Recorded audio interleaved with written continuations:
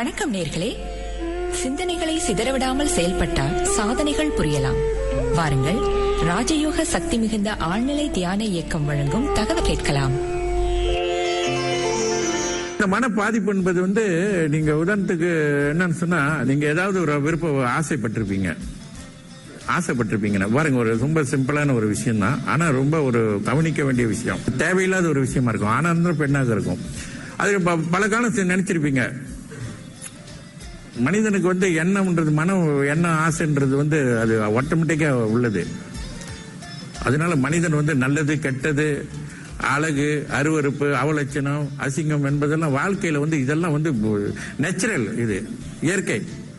அது நம்ம எது தேவை எது தேவையில்லை, இது நமக்கு கூடாது அப்படின்றத நாம தான் முடிவு எடுக்கணும் இல்லையா? இவைகள் எல்லாம் கூடியதுதான் வாழ்க்கை. ஏதாவது ஒரு வாழ்க்கை நம்ம சந்திச்சிருப்போம், எங்கேயாவது நம்ம சொந்த வாழ்க்கையில இருக்கும், இல்ல மற்ற நண்பர்கள் வாழ்க்கை, மற்றவங்க நம்ம பார்க்கக்கூடிய ஒரு விஷயங்களை. இதை ஒரு மிகைப்படுத்தி பேசுறதுக்கு ஒன்றுமே கிடையாது.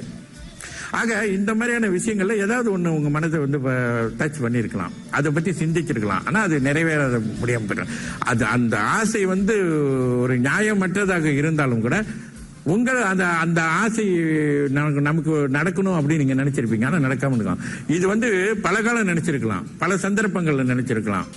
அது உங்க மனதில் அப்படியே இருந்துச்சுன்னா அந்த வாய்ப்பு வரும்போது நீங்க பயன்படுத்திடுவீங்க, உங்களுக்கே தெரியாது. இப்ப நீங்க விரும்ப மாட்டீங்க, அன்னைக்கு உள்ளது நீங்க நினைச்சு பார்ப்பீங்க. இப்படிலாம் நம்ம மனசுல நம்ம நினைச்சோம், இதெல்லாம் தவறுதான், இது ரொம்ப தவறான விஷயம், நல்ல வேளை நமக்கு அந்த நிலையெல்லாம் வரல அப்படி நீங்க நினைக்கலாம், சாதாரணமாக நினைக்கலாம். ஆனா அந்த நேரத்தில் ரொம்ப டீப்பாகவும் அதை பற்றியான கற்பனை செய்தும் இருந்திருப்பீங்க. ரொம்ப ஆழமாக நீங்க கற்பனை செய்தின் விளைவாகப்பட்டது, உங்கள் ஆள் மனமாகப்பட்டது வாங்கி வச்சிருக்கோம். வாங்கி வைத்திருந்து அந்த பதிவுகள் பிரபஞ்சத்தில் பதிவாயிருக்கும்.